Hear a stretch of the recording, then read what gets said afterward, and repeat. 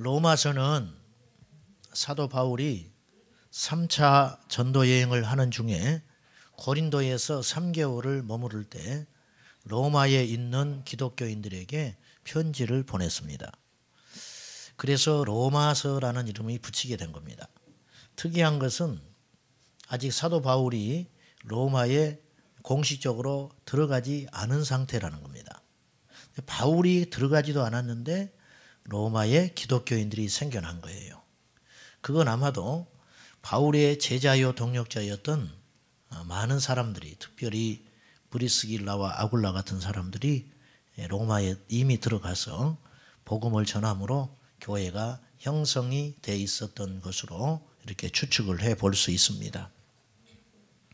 7절 말씀에 사도 바울이 이런 담대한 확신 가운데 로마에서 핍박을 견디면서 숨을 죽이고 하루하루 예수 그리스도를 믿고 있는 로마의 기독교인들에게 편지를 보내면서 이렇게 담대하게 선언합니다. 우리 7절 말씀 한번 봅시다. 7절 다시요. 시작. 우리 중에 누구든지 자기를 위하여 사는 자가 없고 자기를 위하여 죽는 자도 없도다. 예. 이 말씀을 이렇게 묵상을 해보면서 제 마음이 먹먹해지고 주님께 부끄러운 생각이 들었어요. 바울이 우리라는 표현을 썼습니다. 바울이 지금 함께 있는 사람들이 누구냐면 그의 이 로마서 편지를 대필하고 있는 사람이 있어요. 이 사람이 더디오라는 사람이에요. 아마 바울이 몸이 몹시 안 좋았던 것으로 추측이 됩니다. 그래서 자기가 직접 편지를 쓸 수 없을 만큼의 지경에까지 간 것 같아요. 그래서 바울이 전해주는 이야기를 더디오라는 사람이 대신 쓰고 있는 거예요. 우리 중에 한 사람이 더디오라는 사람이에요. 그리고 그의 영적 아들이었던 디모데가 함께 했습니다.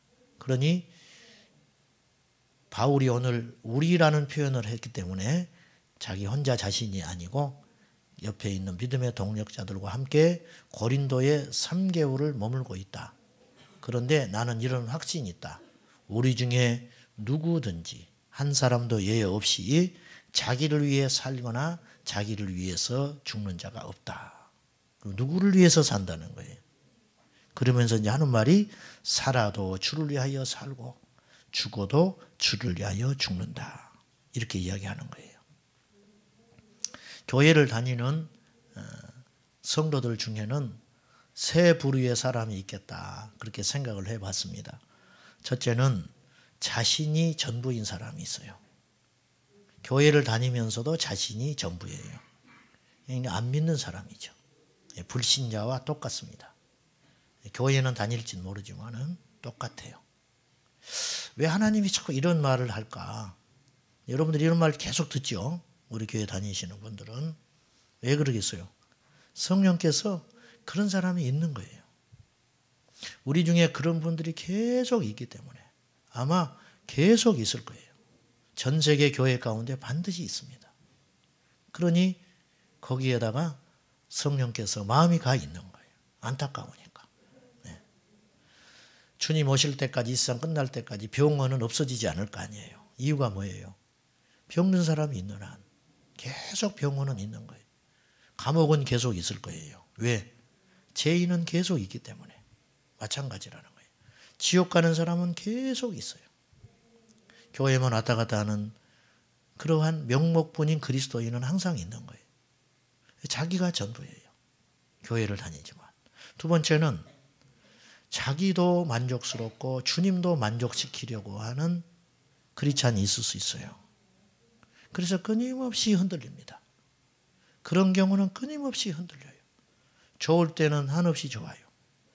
그러나 나의 만족이 허물어지고 그럴 때는 또 요동치게 되는 거예요. 아마 대부분의 우리의 모습이 그렇지는 않은가. 저도 그럴 수 있습니다. 믿음이 진보한다는 건 뭐냐면, 영적으로 성장한다고 하는 것은 뭐냐면 교회의 어떤 습관이 되고 모르던 어떤 일들을 알게 되고 지식적으로 늘어난다는 걸 의미하는 게 아니고 영적인 가치관들이 점점점 촛대들이 하나님께로 옮겨가는 삶입니다. 그래서 세 번째는 이런 부류가 있을 수 있죠. 예수님이 전부인 사람이 있어요. 예수님이 나의 전부라. 네. 여러분, 바울은 이 고백을 하고 있는 거예요. 이런 확신이 있는 거예요. 우리 중에 누구도 자기를 위해 살거나 자기를 위해 죽는 자가 없다. 오직 목적이 예수님인 사람만 나와 함께 하고 있다. 이런 확신이 있는 거예요. 윌리엄 맥도날드라는 사람은 제자의 열심이라는 책에서 이렇게 우리에게 촉구합니다. 주님이 타신 열차에는, 주님이 탑승하신 열차에는 반쪽 마음을 갖고 따라가는 사람이 탈 좌석은 없다. 그렇게 이야기를 했어요. 반쪽 마음을 가지고 주님과 세상에 함께 보험을 든 그 사람은 탈 자리가 없다는 거예요. 천국 가는 열차는 그렇게 해서 가는 곳이 아니라는 거예요. 그리고 이 맥도날드는 사도 바울에 대하여 이런 평가를 내렸습니다.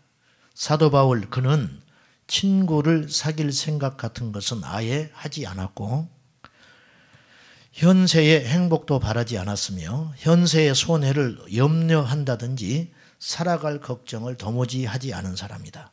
그는 죽음의 공포마저도 없었던 사람이다. 이렇게 평가를 했어요. 이 사도 바울이 로마에서 목이 잘려서 12막이 나서 죽었는데 그가 순교한 자리라고 추측되는 그곳에 성당이 서 있답니다. 그 성당의 이름하여 새분수 성당, 새분수 교회 이렇게 이름 붙여진 성당이 있답니다. 그 성당 내부에 가면 그림이 있대요.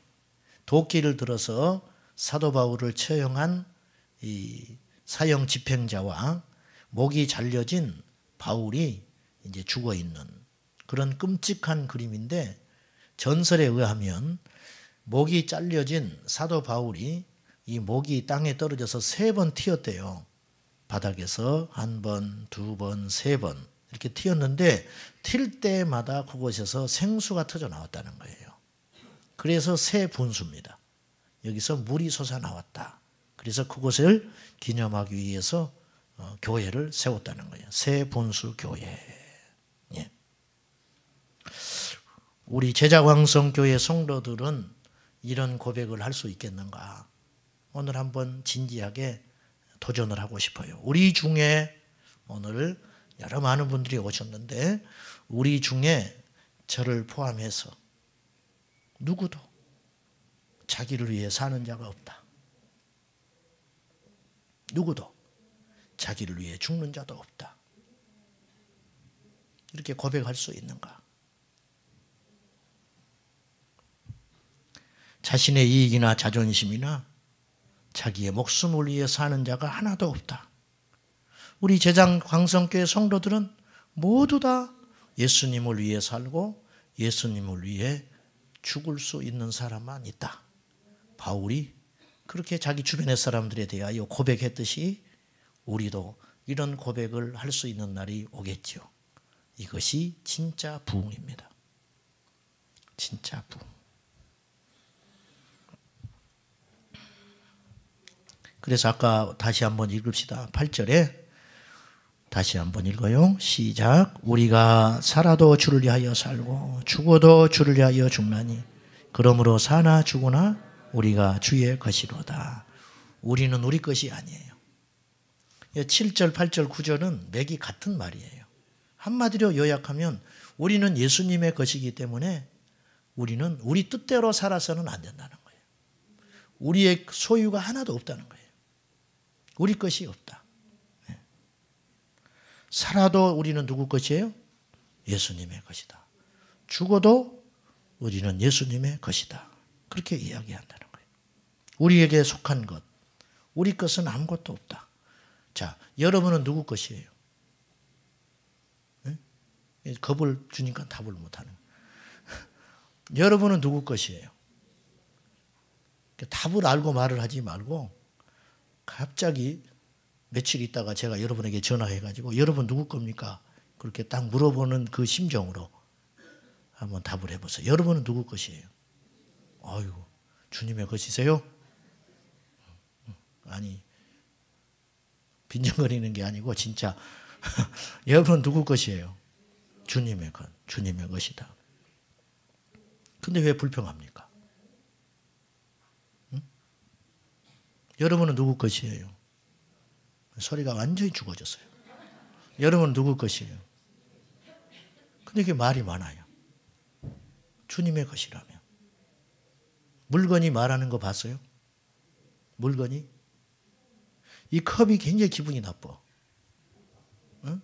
왜 이렇게 뚱뚱하게 만들어놨냐 이거. 나를 좀 가름하게 만들지. 그렇게 탁하게 만들어서 유리그릇으로 만들지. 응? 이렇게 말을 하면 이 컵을 내가 쓰겠습니까? 불편해서. 없어. 도망가 버리고 쓰려고 그러면. 자기 것이죠. 우리가 누구 것이냐는 거예요. 여러분 2015년에는 이거 하나만 생각했으면 좋겠어요. 우리는 주님의 것이다. 지금 너무 많은 사람들이 예수 안에서 자기 것을 주장하고 있어요. 그래서 하나님의 역사가 안 일어나는 거예요. 하나님의 역사가. 군모 가는 제 동기들이 여러 명 있는데 이야기를 해보면 이런 이야기를 해요. 군대는 이제 이렇게 승진하는 철이 있다는 거예요. 승진 시즌. 그때가 되면 새벽 기도가 나오지 마라 그래도 그렇게 많대요. 말할 필요가 없다는 거예요. 새벽마다 그냥 사람들이 꽉 차가지고 주일 예배하고 비슷하다는 거예요. 나오는 숫자가. 그래서 승진이 딱 발표가 나면 거짓말처럼 바람과 함께 사라져버린다는 거예요. 승진한 사람은 이제 목적을 이뤘으니까 사라지고 승진하지 않는 사람은 속상하니까 사라지고 그래서 거짓말처럼 없어져 버린다는 거예요. 결국 무엇 때문에 예수님이 전부인가 이런 진지한 고민을 우리 스스로가 해볼 수밖에 없다는 거예요. 이 세상에는 예수만 믿는 사람도 있고 예수도 믿는 사람이 있어요. 예수도 믿는 사람은 예수님보다 더 좋은 믿을 대상이 나타나면 언제든지 버릴 수 있는 사람이에요. 언제든지.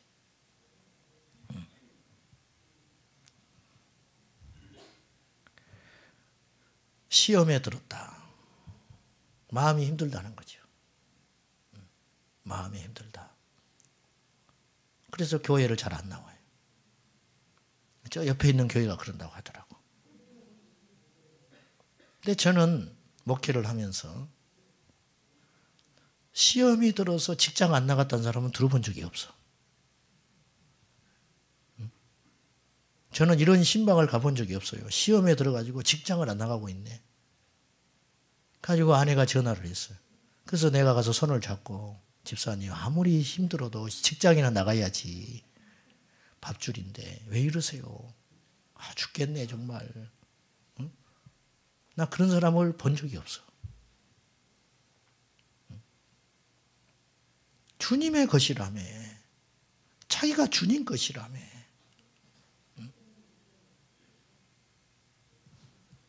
언제나 우리가 정말 주님의 것이 될까요? 오늘날 수치스럽고 염려되는 것은 오늘날 기독교인들이 공산주의자들이나 이단자들보다 열심히 떨어진다는 겁니다. 이단자들보다 열심히 떨어져요. 어째서 이런 일이 일어나냐. 어째서. 처음 17명의 추종자를 가지고 한 사람이 세계를 향하여 공격하는 사람이 나타났어요. 그 사람은 소비에트 연방, 즉 공산주의 국가를 이 땅에 최초로 출현시킨 레닌이라는 사람입니다. 이 사람은 17명의 추종자들과 함께 1억 6천만 러시아를 삼켜버렸어요.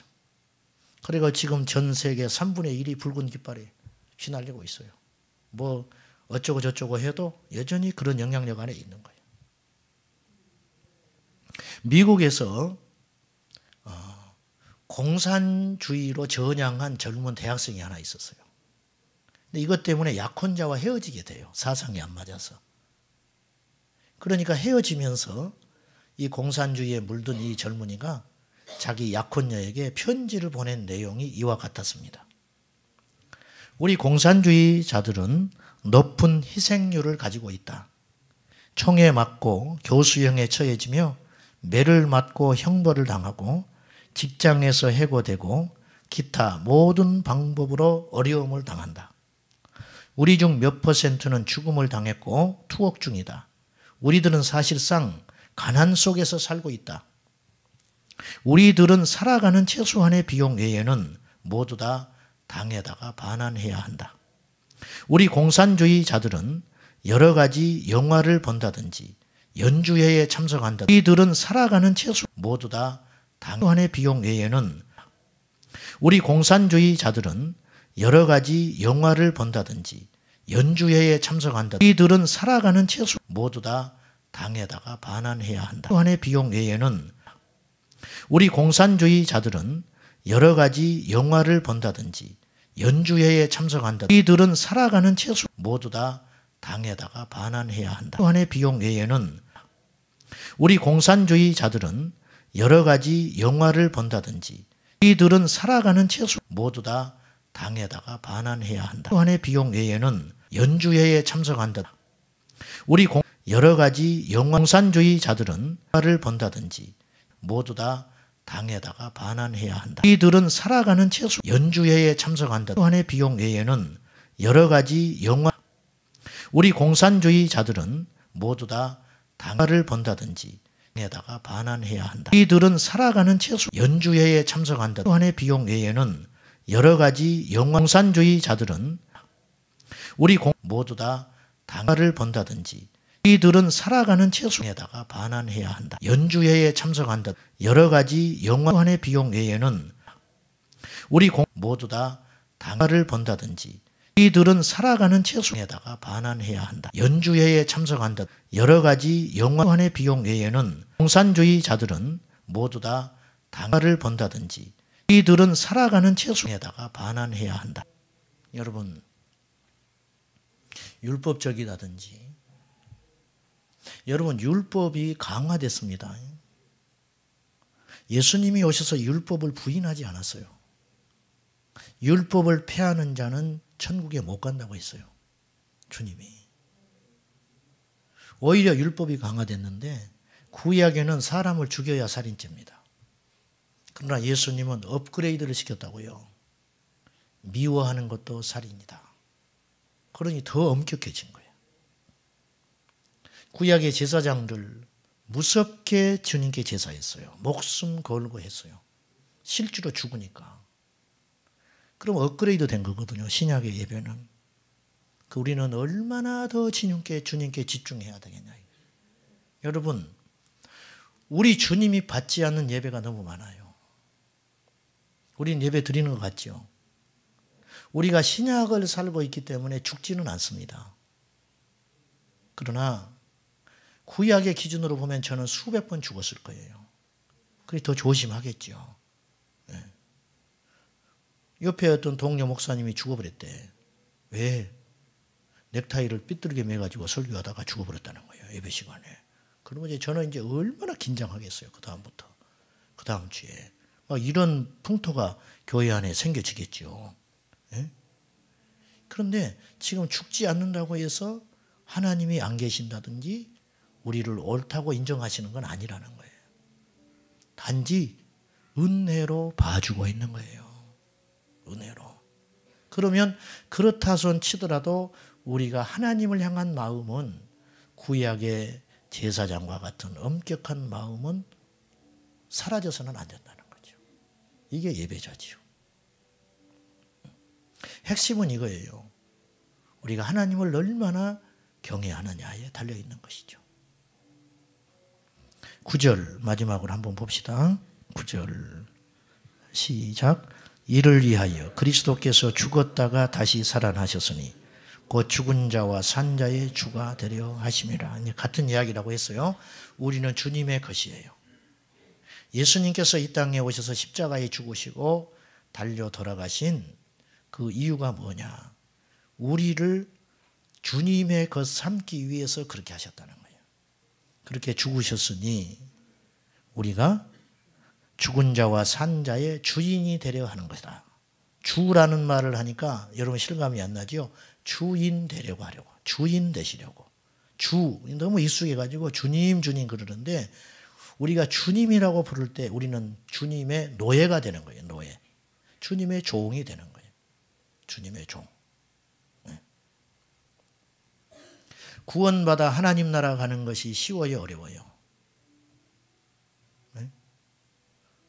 너무 쉬운 것만 질문을 하니까 대답을 못하네. 우리 수준을 어떻게 알고 그렇게 물어보느냐. 구원받아 하나님 나라 가는 것이 쉬워요, 어려워요? 어려워요? 큰일 났네. 이제 어떻게 할 거예요? 쉬워요? 쉬워? 로마서 10장 10절에 보면 사람이 마음으로 믿어 의에 이르고 입으로 신하여 구원에 이른다. 고백하건대 저는 이 말씀을 한참 동안 이해를 못했어요. 교회에 가서 처음에 나가서. 왜냐하면 너무 쉬운 거예요. 사람이 마음으로 믿어 의에 이르고 입으로 신하여 구원에 이른다. 입으로 나는 예수님 믿어. 그러면 구원 받는데요. 너무 쉽네. 그래, 그럼 뭐 다 가지 뭐. 근데 이건 아닌 것 같은 거예요. 뭔가 이 말씀 속에 비밀이 있는 것 같은 거예요. 그걸 한참 지나서 깨달았어요. 배경을 이해하고 그 말씀을 봤어야 했어요. 로마에 있는 기독교인들이 있었다고 그랬죠? 그들에게 편지를 보낸 거죠? 그러면 로마에 있는 기독교인들은 목숨을 걸고 예수 믿었어요. 그 당시. 그러면 그 사람들 입장에서 어느 날 신문을 봤습니다. 너 예수쟁이지. 아무리 얼굴 보니까 이상하다. 너 어디 가고 있어 지금? 너 예배드리러 가는 거지. 그때 아니요. 그러면 살아남아요. 나 예수 안 믿어요. 그러면 살아남는 거예요. 그런데 거기서 우물쭈물하고 맞습니다. 나는 예수를 믿습니다. 그럼 그 자리에서 끌려가는 거예요. 끌려가서 십자가에서 거꾸로 죽든지 불태워 죽든지 사자의 밥이 되든지 그렇게 죽는 거예요. 그러면 그런 질문을 받을 때 너 예수 믿냐? 그렇게 질문을 받을 때 예, 나는 예수를 믿습니다. 라고 말할 정도면 이 사람은 입으로 시인하는 거죠. 입으로 시인하는 정도면 예수님이 전부인 사람이다. 예수님의 것이 확실하다. 그 사람이 하나님 나라 가는 거다. 구원받은 증거다. 그러면 2000년의 시간을 뚫고 사도 바울 선생님이 이 시대에 오셔서 한국교회에 편지를 보내면 사람이 마음으로 믿어 의에 이르고 입으로 시인하여 구원에 이릅니다. 이렇게 안 쓸 거라고요. 왜? 그런 것은 너무 쉽거든. 지금 이 상황에서. 이렇게 이야기할 것 같아요. 예수 그리스도를 위해서 목숨을 내놓을 수 있는 사람. 예수 그리스도를 위해서 승진을 거부할 수 있는 사람. 예수 그리스도를 위해서 자기의 전 재산을 내놓을 수 있는 사람.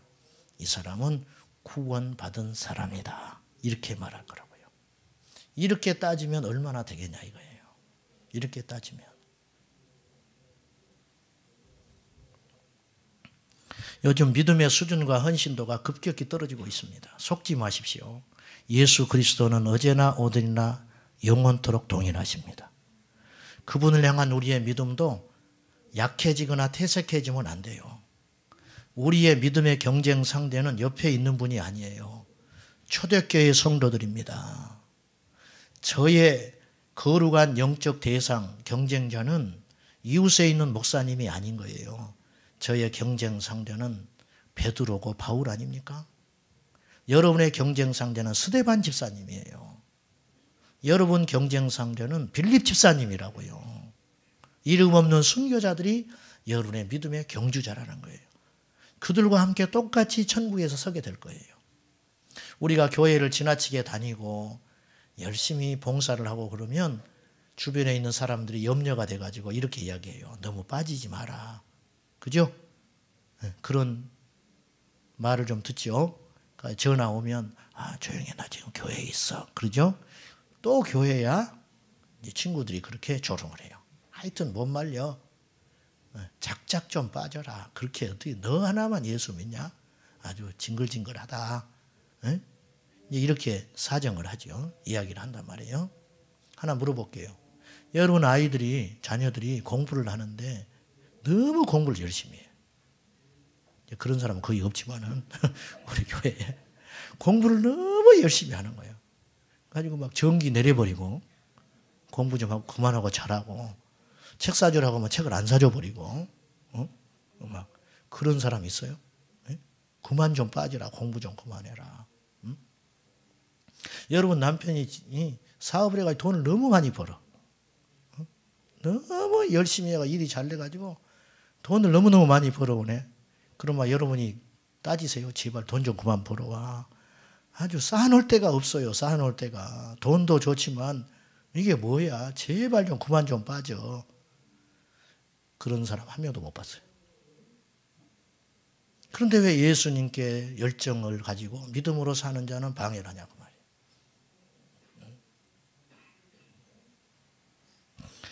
빌립보서 1장 20절과 21절에서 사도 바울이 지하 감옥에 칙칙하고 습기찬 어두운 곳에서 오늘 죽을지 내일 죽을지 모르는 바울이 감옥에 갇혀서 고백하는 말이 이 고백이에요. 나의 간절한 기대와 소망을 따라 아무 일이든지 부끄러워하지 아니하고 지금도 전과 같이 온전히 담대하여 살든지 죽든지 내 몸에서 그리스도가 존귀하게 되게 하려 하나니 이는 내게 사는 것이 그리스도니 죽는 것도 유익함이라. 여기서 바울은 두 가지를 고백하고 있는 거예요. 첫째로 나는 어떤 것도 부끄럽지 않는 사람이다.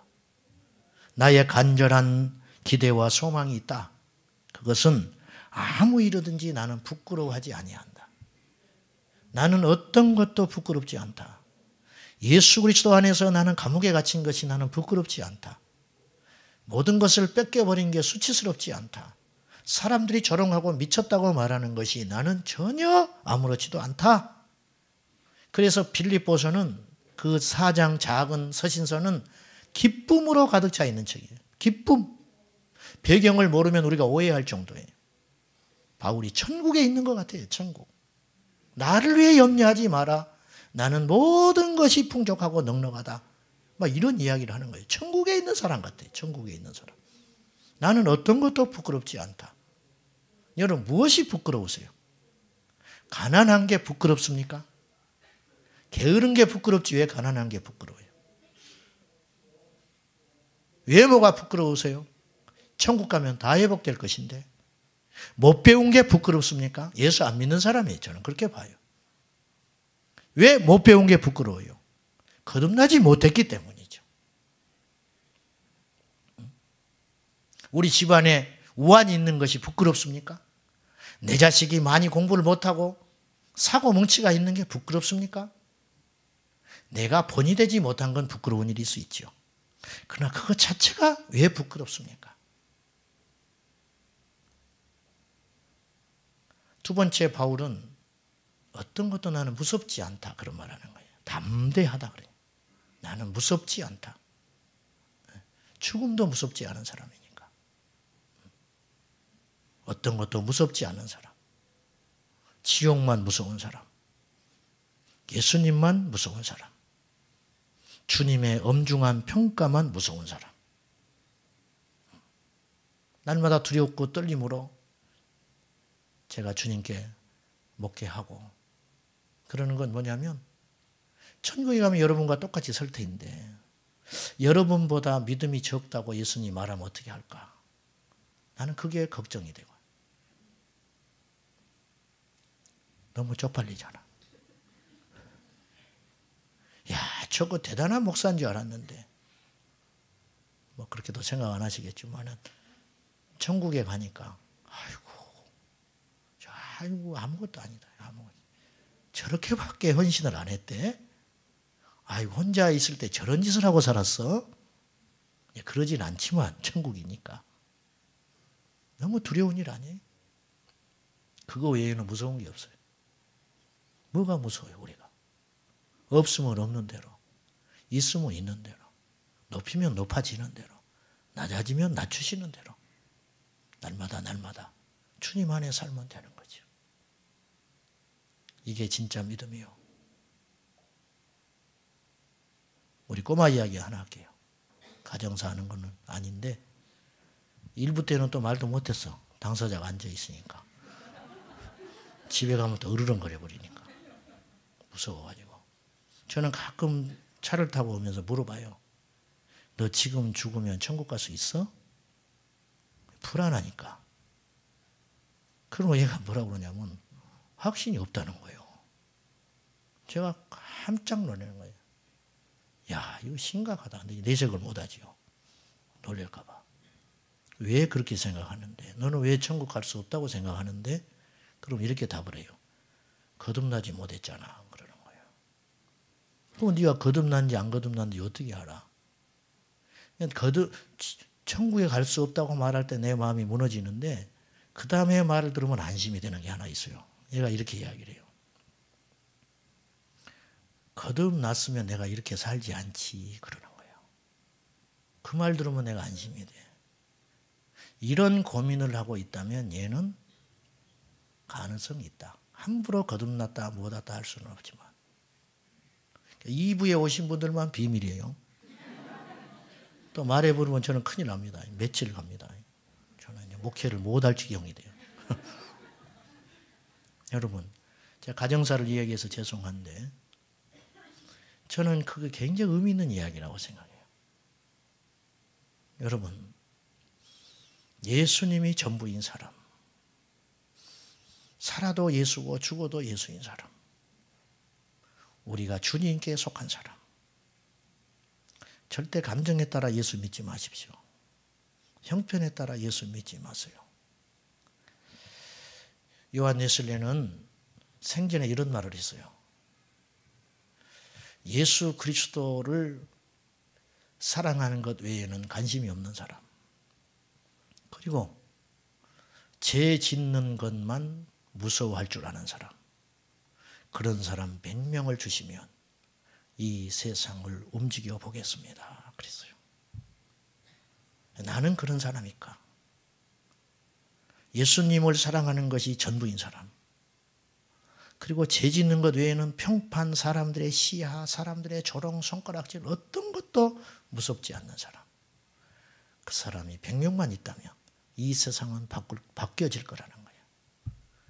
우리 교회 성도들이 그런 믿음의 용사 되시기를 축원합니다.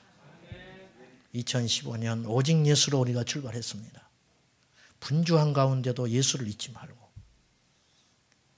여러 가지 주의 일을 할 때에도 잘하려고 하지 말고 예수님의 나타내는 사역, 오직 예수를 위해 살고 예수를 죽고 우리는 사나 죽으나 예수님의 것이라고 고백하는 저와 여러분 되시기를 주 예수 그리스도의 이름으로 축원합니다. 기도하십시다.